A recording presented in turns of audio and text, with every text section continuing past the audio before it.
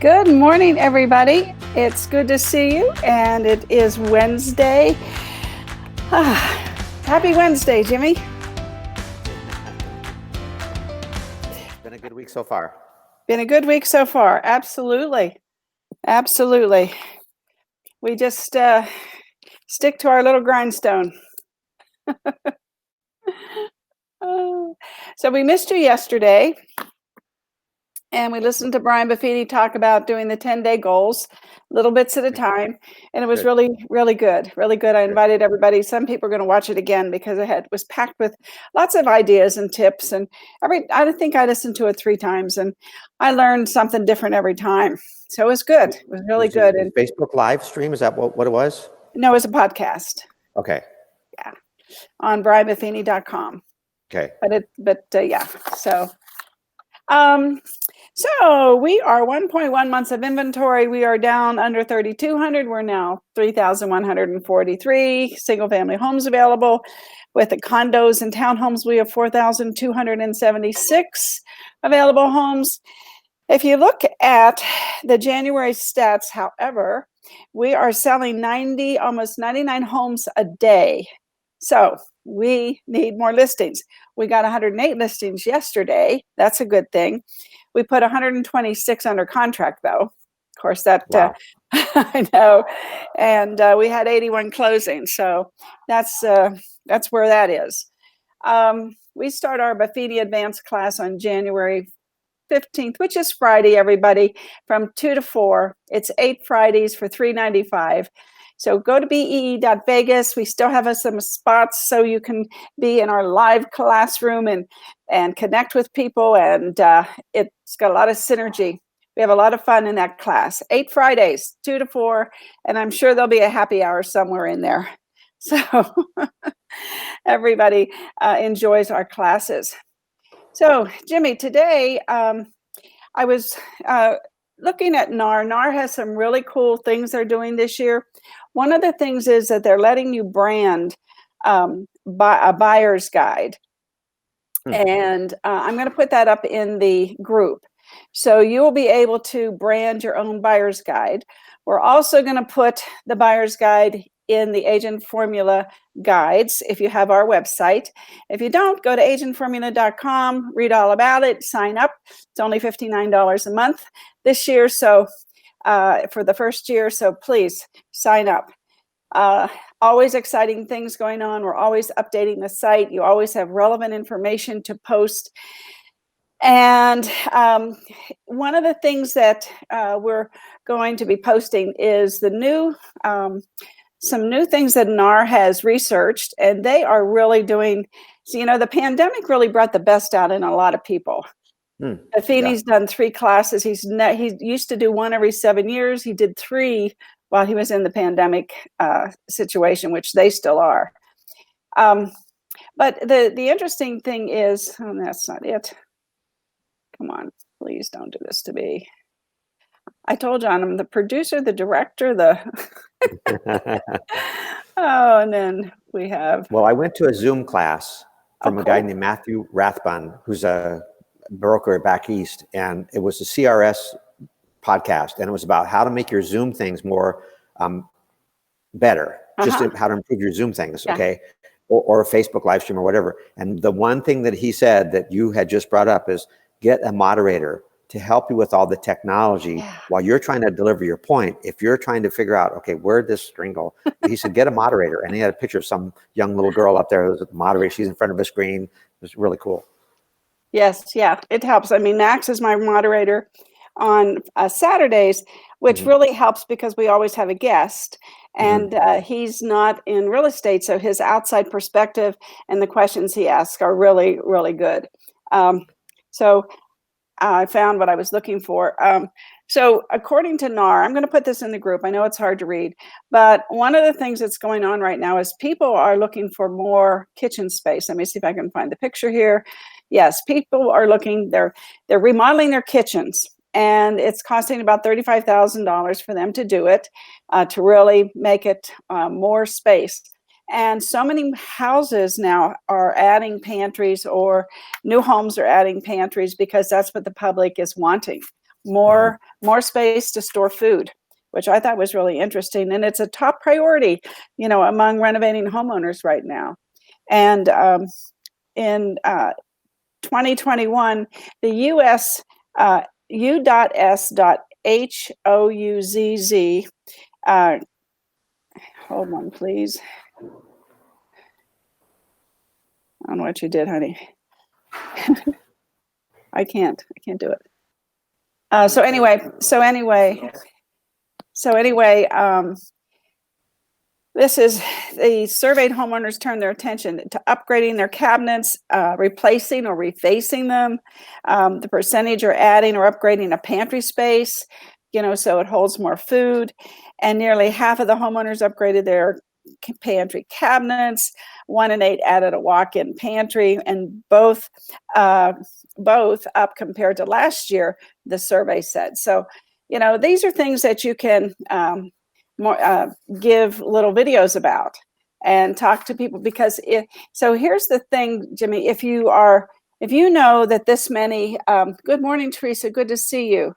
If you know that this many people, according to the survey, are doing this, that when you do the video, you're targeting, a portion of the audience that's interested. So we're going to talk a little bit about marketing today with Barbara Corcoran and Gary Vee. They did an interview. He interviewed her. And of course, if you don't know who Barbara Corcoran is, I think most people would know, don't you think? Yeah. Okay, so she started out as a waitress in New York City. She did terrible in school, terrible in college. She had 20 jobs, and then she started this little real estate company. She borrowed $1,000 from someone, and now her real estate business is worth $5 billion. Just saying.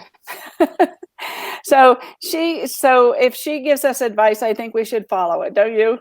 Yeah, she's definitely, and I don't know where the podcast was, but she talked about the fact that when she interviewed for an audition for Shark Tank, they let her know that she didn't get it. You know about this story? No, tell us. Yeah, they said, listen, we want you to be on Shark Tank. So she's all excited. And then they sent her a card that said, we've decided to go another direction.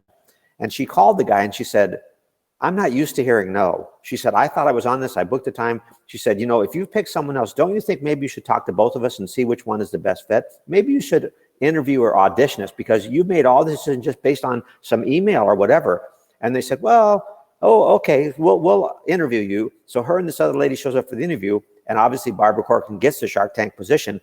And she said she found out that they actually offer the spot to like 20 people, and 19 of them get called out. And she said, well, how many of them have ever said, let's check this out. Let's make sure you're making the right decision. One, her. She was the only one that ever called them on, don't tell me no until you know all the facts. Let's get together. She asked for an appointment and they gave it to her and they hired her. Oh my goodness. How cool is that? Well, let's watch this and see if we can't conjure up some conversation as a result of it. A lot of people watching. Social's not working for me, and I'm like, the creative is the variable. You've got your perspective. I just want to be happy. Don't you want to be happy? All right. First up, we're kicking off the show with Shark, Barbara Corcoran. Her credits include straight D's in high school and college. She had 20 jobs by the time she turned 23, and then she borrowed $1,000, quit her job as a waitress, and started a tiny real estate company in New York City that is now a $5 billion real estate business. Welcome, Barbara. Hey, my pleasure to be here. I love Gary. I'll do anything for him. Barbara, it's great to see you. It's always great to see you. Happy holidays and pending New Year. We don't have a lot of time, so I'm going to get right into it because I know a lot of people were excited that you're going to be on the show. So thanks for kicking us off. In your opinion, which consumer behavior shift will be key to driving growth in 2021? Am I allowed to pick more than one? Because I think there's probably 4 or 5 out there. Okay. Yes, you are. One, the customer's in charge. I think if we didn't understand that before, we certainly understand it now. The behavior that we collaborate with the customer is over with. They're in charge. End of story. So I think the key here as an entrepreneur is you have to stay very close to your customer, listen hard and see what they need. And I think the first thing they need is they want safety, and that ain't going to go away either. And when I say safety, I think you have to put safety first. Customers demand it, and you don't have to worry about how to pay for it. Because you can't afford to worry about how to pay for it. You just have to do it. I think social media is the fastest and cheapest way to communicate what the safety measures your particular business has done. And I think the social distancing protocols that we've all recently encountered are here to stay as well. Things like the dots on the floor, I don't expect them to go away next year at this time. Mounted thermometers at restaurant doors, discretionary masks for travel. I think it's all, we're going to just see a softer version of the same old, and it ain't going to go away. But safety is what people care about now, and they will continue. How long do you, let me jump in on that one. Yeah. Okay, so we see a softening, let's say a year from today. Do you see a time where we go back to 2019 levels, or do you think this is now stuck in our culture for quite a long time? It's part of our culture. It's not going to go away. Would you travel in an airplane, whether you're traveling business class or coach, and not wear a mask? I wouldn't. Never again. I mean, I kind of wanted to do that when people were coughing next to me, but I thought it was socially rude. Nope, I'm going on the airplane with the mask forevermore. I don't want to catch what's going around. Nothing's going to go away totally. We'll have a residual that will become part of our culture. Definitely. Understood. Keep going. Okay. Online shopping is king. I mean, I almost feel embarrassed to say that everybody knows that. Okay. Yeah. But I think part and parcel of that is you need to go to where the customer is. I have one business named Cousins Bay Lobster, a large franchise of lobster trucks. Yes, I like those guys. Yeah, those guys. I think you interviewed Sam. Yeah, smart entrepreneur. Smart. But the moment COVID hit, that guy had pivot. I hate the word pivot, but I'll have to use it because I don't know what's the substitute. He turned his business around. There's a new substitute I can use. With contactless pickup, communicating where his trucks are going to be. And he moved his trucks out of the normal places that were crowded. And he utilized every single large shopping mall parking lot, gave people numbers. They waited in line, picked up. They went home with their dinner out. And his increase in sales went through the roof within a month and a half. Pretty sharp, but he understood he needed to go to where the customer was comfortable being. I also have a business that's my most successful business named Comfy. And what it is a wearable sweatshirt. And what they did is they had $150 million in sales in big box stores that were sent back to them when COVID hit, because the big box stores they were merchandising to had closed. What were they going to do? They increased their sales online, turned up a website that they hadn't taken seriously as before, and they turned $150 million in sales into $250 million in sales. They went to where the customer wanted to be. That's exactly what they did. And then also, again, obvious, so I hesitate to say it, social media is the name of the game. I mean, I don't invest in a single business in this season on Shark Tank unless I felt that the entrepreneur was almost a borderline genius on social media, because I know we're going to have to rely on the social media platforms forevermore because we have spoiled our customers with us and they want it. In social media, I think key traits or key entrepreneurs, or pardon me, key employees that all of us need as entrepreneurs are now the producers, the storytellers, the videographers. It's really become the new norm. There used to be extra people. It was nice, a luxury feature if you want, but with social media being the name of the game, it's not the case anymore. And Barbara, real quick on that, I'm sorry to interrupt. When you were building your real estate empire, so much of it to do with branding, was direct mail a very strong pillar for you in the prime of your growth? Yes, it was, but everyone used direct mail. But the way I was able to become extremely successful with it is I used postcards, because I watched people at home, including myself, and I didn't open junk mail. Right. Postcard I was forced to read. That's what we used. Yes. So you paid higher to be your individual postcard versus maybe in a value pack, and you feel like even though you were paying more to get into a mailbox, you were getting seen more often, and that gave you a leg up. It gave me a leg up, but honestly, I never considered value packs because I'm too selfish. I want my own stage wherever I am, and I got it on a postcard. What was more effective than the postcard campaigns I constantly ran was buying billboards 10 cents on the dollar. A lot of people remnant inventory, right? Inventory. Yeah, I did the same thing for Wine Library over New York, and that put my brand front line and center. billboards were king. And then also what a lot of people didn't know then that I took full advantage of is I bought remnant space in the New York Times and the Wall Street Journal, previously saved for retailers. But when I checked into their rules, retail was not the rule. It was just ShopRite and everybody was using it. And I started putting full page advertising for all my properties that looked at $1 billion when I really had 10 cents on the dollar on that as well. It's funny. I really think your career and knowing it, being an East Coast guy, you know, a lot of people think about me with social media, but I got my chops in direct mail, print, outdoor, radio, because I was advertising as like a kid for my dad's store. And I think the reason social was so natural to me was all the things I learned between distribution, you just basically talked about underpriced attention. You would buy more strategically around places that people would look. You took advantage of the remnant cost I did the same exact stuff on print and outdoor and direct, you couldn't really do it the same way on direct mail. But the other thing I learned during that era, because I was doing so much of it, was the creative was the variable. Even though I was buying the full page New York Times ad in the dining section at a really good price because I knew when to buy it and how, my ad mattered to how many people I would get. And I think that is a lot of people watching right now are like, but social's not working for me. And I'm like, the creative is the variable. And the creative also must have the key ingredient. I'm sure you'd agree with me. It has to be authentic. People see through the bullshit anymore. You know, if your story's not authentic, if you don't connect with them on some basis, I've even gotten rid of makeup in most of my postings. I find that people respond better to me looking ugly than all dolled up. Authentic is key. And I don't think that's going to change either, of course. I agree with you. You got one parting shot. We got a minute. I know these are going quick. Okay. So one more thing.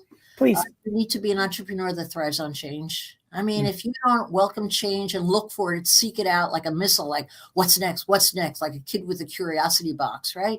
You're not going to be ready for the changes out there. I mean, change for me, and I don't think I'm imagining, is happening probably twice the rate it would 4 years ago. And if you're not aware that today is the single best opportunity you're ever going to see again for the next 10 years of taking over your competitor's marketplace, his beat, because you can outperform, outcreate, outdo whatever you have to do to get rid of that guy. This is the time to do it. The best time to move ahead is always in the worst times. Any smart entrepreneur will tell you they moved ahead in the worst times because the big guys are asleep at the wheel. They get tight. Most people go on defense. It's exactly the time to go. Yeah. Barbara, it's great to see you. Okay, my pleasure. Thank you so much for this 10 minutes, really. Thank you very much. YouTube watcher, what's up? It's Gary V. First of all, thank you so much. I hope you're doing super well during these times. I also want to ask you, please subscribe because my commitment and exploration of YouTube is about to explode. Stories, polls, more content, more engagement, more surprise and delight. This is the time to subscribe. I hope you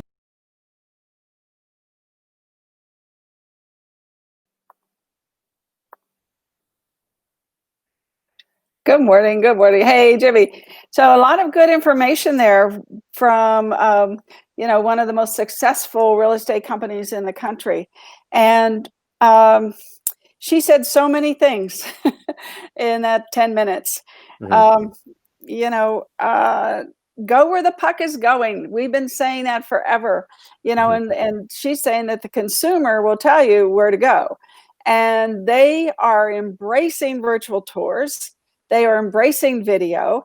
And right now, buyers want to see less houses because they don't want to be exposed to, 30 homes if they can just see 3. So they're doing a lot of their own homework, which is really cool.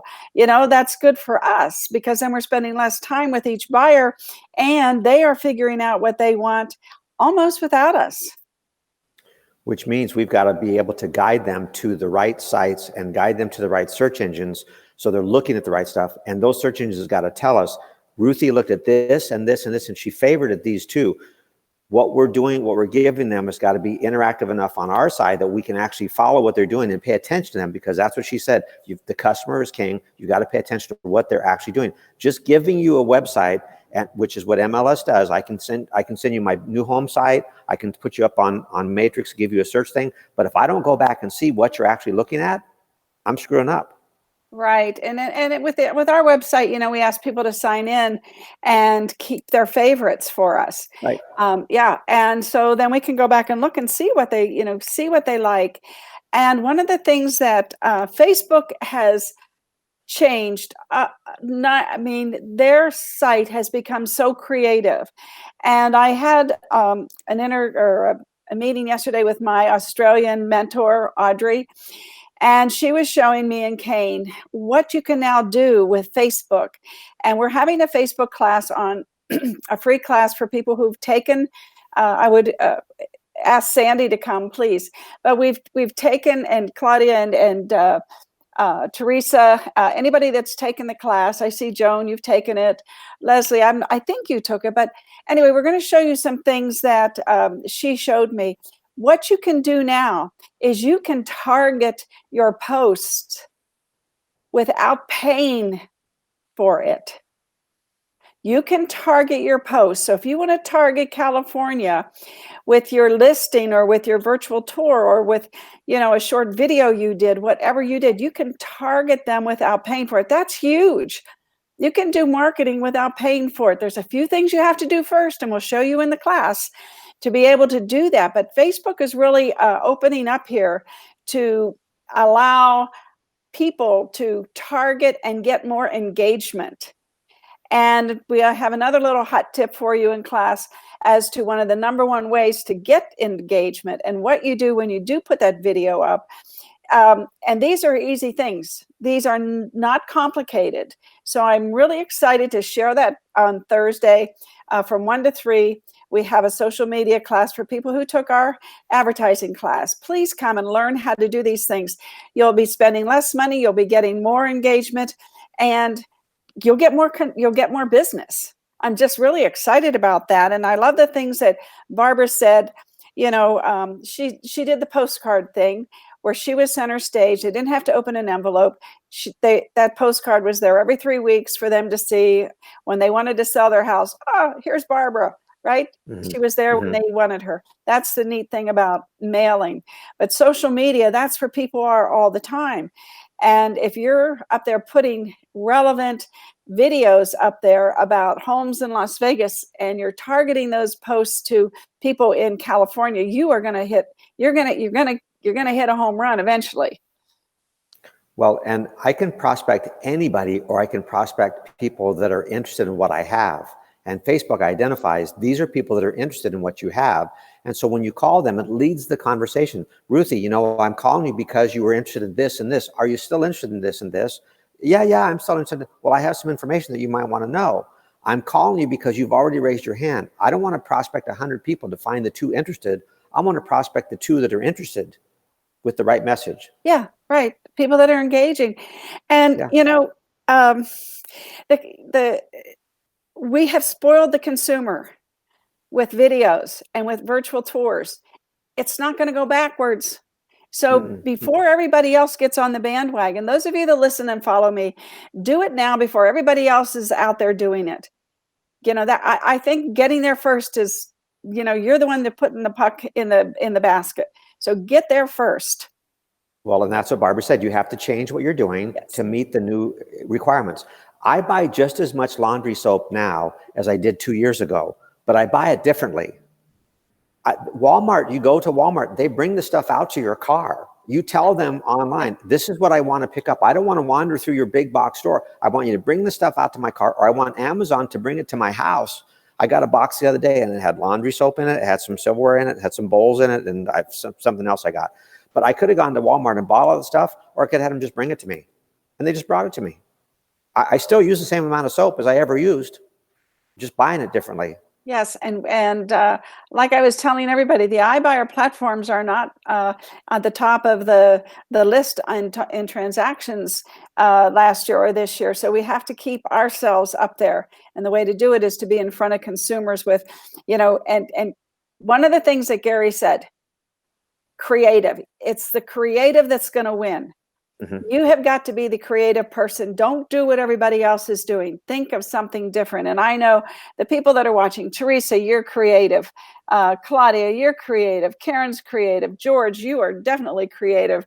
Getting with that little video, he went up to an open house and he got thrown out. He did a little improv where somebody threw him out of the house and his papers go everywhere because he was knocking on doors. I love that. That's creative, George. That's creative. Joan, I know you're creative. You got an idea a minute. Leslie's practicing, everybody. Leslie's practicing her video. She's sending me videos and I'm critiquing them. So, she's out there. Kathy, yes, come to class. Kathy, I know you're creative. Look at that picture. Deborah, you're creative. And, you all just need to, don't be afraid. Like Barbara said, she quit wearing makeup. She became more authentic. I love that. It's like me. I'm a bumbling idiot some days, but the show has to go on. Well, some of the things that you've done to test the creativity, we talked about the A/B testing. You had the little kids up and the dog up and stuff like that. Being creative means you're trying something new, but also people are interested in buying a house. How can I reach them better with a little different message? Yeah, absolutely. Yeah. And I just wish I could just sit here all day and be creative. I mean, and help people, but I got to go to work. Yeah. Well, execution is important. Yeah. Well, Jimmy, we're running out of time. It's 9:29. The time just flies by. Everybody, I really love that you watched the show. Hopefully you rewatch Barbara's video, because you're gonna some of these things are gonna sink in. You're gonna become a production studio. Gary Vee's been saying that for years. And just like me, I'm here doing my own thing. I mean, John interrupted me today, which was okay because he couldn't get the show on his phone. That's life, everybody. That's just life. So get out there and don't be afraid. And Leslie, kudos to you for sending me those videos and accepting my critique and, with a smile on your face and a song in your heart, because you're going to go on. And Jimmy, what are you doing on Friday? Well, I'm doing the CE class in the morning and Brian Buffini in the afternoon. The CE class is from 10 to 1 and Buffini is from 2 to 4. You think we'll have some happy hour then? I think we should. Yeah, I think we should. Yeah. But I love the CE class 10 to 1. It's agency. Who do you work for? Prove it. I love that, Jimmy. It's a great class, always filled with new information. And what does George say? The video you speak of is on my YouTube channel, George O'Brien, the Ronin Realtor. Way to go. Yes. If you don't tell people, they're not going to know it. Right. Good. Cool. All right. Well, Jimmy, we'll see you tomorrow. I think so. Okay. Super duper. Love everybody. Thank you for joining us.